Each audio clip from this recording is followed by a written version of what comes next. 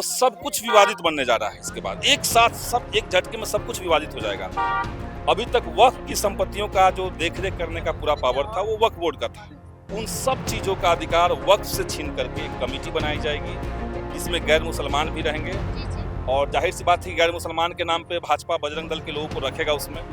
और उसके बाद सारी संपत्तियों पे विवाद, तनाव और देश का सामाजिक ताना बाना में एक बिखराव, ये वाली स्थिति बनेगी जी। और ये देखिए सिर्फ मुसलमानों का मसला नहीं है। अगर देश का संविधान खतरे में जा रहा है क्योंकि संविधान वक्फ को ये राइट देता है कि आप अपनी संपत्ति की देखरेख कर सकते हैं, आप उसे वो छीन रहे हैं तो आप संविधान पे चोट कर रहे हैं। अगर किसी मुख्यमंत्री का काम, उनका स्टेटमेंट, उनके आदेश अगर धीरे धीरे लागू होंगे, साल भर में लागू होंगे, तो आप समझिए मुख्यमंत्री की स्थिति क्या है। नमस्कार, हमारा नाम है समरीन और आपने देखना शुरू कर दिया है लाइव सिटीज।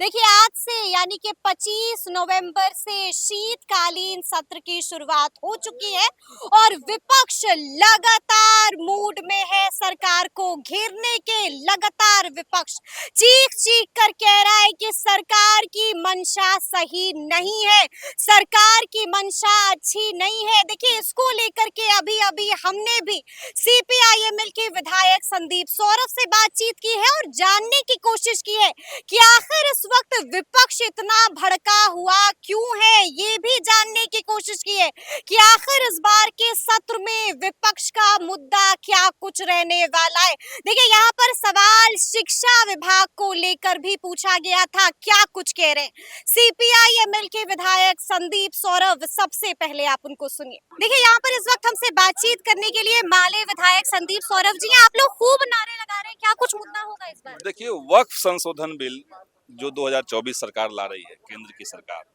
हम लोग चाहते हैं कि वो न लाया जाए, उसको रद्द करें क्योंकि उसकी मंशा बहुत खतरनाक है।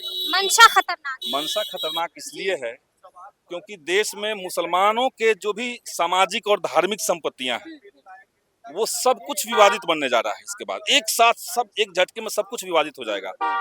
अभी तक वक्फ की संपत्तियों का जो देखरेख करने का पूरा पावर था वो वक्फ बोर्ड का था और जो मुस्लिम समुदाय में पुराने समय में जिन लोगों ने अपनी जमीनें दान की थी कि अल्पसंख्यक समाज का कल्याण इससे होगा, उनकी बेहतरी के लिए हम देते हैं, उनका सामाजिक धार्मिक कामकाज इससे होगा, उन सब चीजों का अधिकार वक्फ से छीन करके एक कमेटी बनाई जाएगी जिसमें गैर मुसलमान भी रहेंगे और जाहिर सी बात है गैर मुसलमान के नाम पे भाजपा बजरंग दल के लोगों को रखेगा उसमें।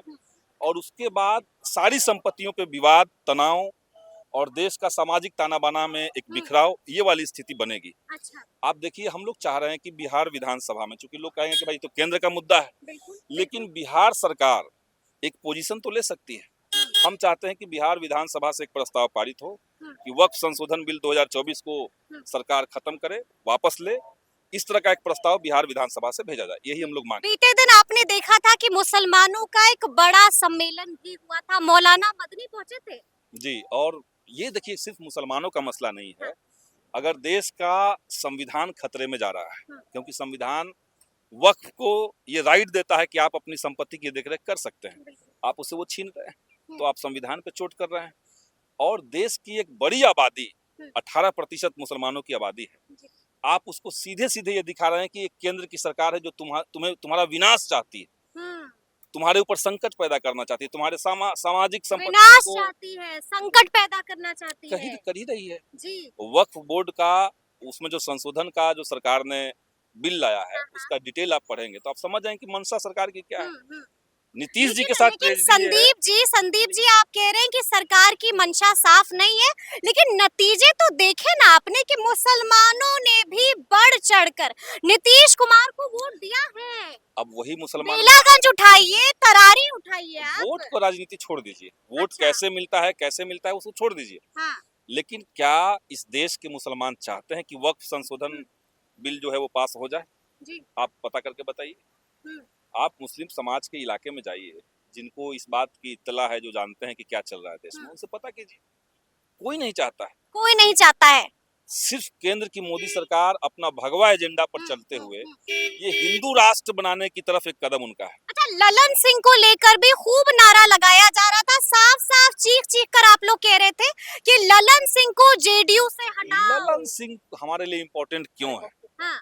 ललन बीते दिन एक बड़ा बयान दिया ललन है। सिंह जी जो हैं वो जेडीयू के भीतर हम्म, आज के समय में बीजेपी का स्लीपर सेल बीजेपी का स्लीपर सेल है है, ललन सिंह है जी। और संसद में जब नीतीश जी महागठबंधन के साथ थे हम्म, तब उनका भाषण सुनिए, हम्म, तब वो केंद्र पे किस तरह के आरोप लगा रहे थे, मोदी जी और अमित शाह पे किस तरह के आरोप लगा रहे थे। जी जी जी। आज उन्हीं के गोद में जाकर के बैठे हुए हैं हाँ, और उनके इशारे पर बिहार में बयानबाजी कर रहे हैं कि मुसलमान को ये कर देंगे, मुसलमान हमको वोट नहीं देता है। ये कोई कहने की बात है? कोई राजनीतिक व्यक्ति जी। क्या ये बात कहेगा कि पूरा एक कौम ही हमें वोट नहीं दिया? अच्छा कोई नहीं कह सकता है, लेकिन ललन जी कह रहे हैं अच्छा, क्योंकि लेकिन भाजपा ने लेकिन इशारा लेकिन किया एक बात बताइए संदीप जी, 23 तारीख के नतीजे देखकर आप भी चौंक गए है। होंगे। नतीजे इम्पोर्टेंट नहीं है। चारों खाने चित हो गए हैं आप कौन लोग। कह रहा है? खाता नहीं, अरे नतीजे आ अरे गए हैं। खाता कहाँ खुलने का बात है, 4 गो हैं? सीट है और ऐसे भी जी जो उपचुनाव होते हैं हाँ, वो सरकार के चुनाव होते हैं। माले का झंडा तरारी में नहीं लहराया संदीप लहराएगा? जी। कौन सा समय चला गया?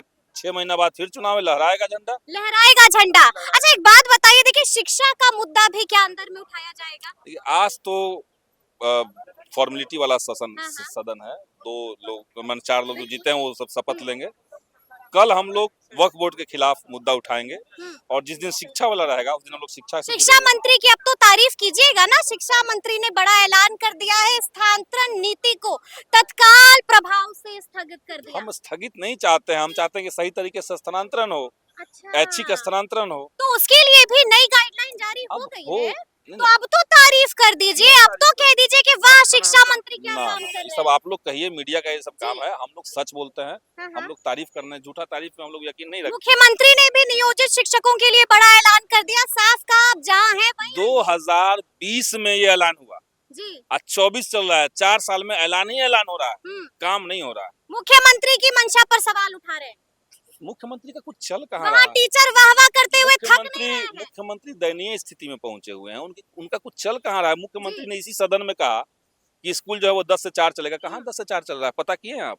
नहीं, अब तो स्कूल टाइमिंग फिर से बदल गई नहीं, है। 10 से 4 हुआ। नहीं, 10 से 4 नहीं हुआ, मुख्यमंत्री 9:30 से मुख्यमंत्री हुआ। ने क्या कहा था? जी क्या कहा था मुख्यमंत्री ने? 10 से 4 कहा जी, था? जी जी एक जी। दिन नहीं कहा, 2 दिन नहीं कहा, 3 दिन कहा। धीरे धीरे ऐलान हो ही रहा है ना, मुख्यमंत्री का वो बात भी धीरे-धीरे ऐलान होगा। हो जाएगा। अब अगर सब्र रखिए, आप लोग तारीफ करने को तैयार अगर रहिए। किसी मुख्यमंत्री का काम, हाँ। उनका स्टेटमेंट, उनके आदेश जी। अगर धीरे-धीरे लागू होंगे, हाँ।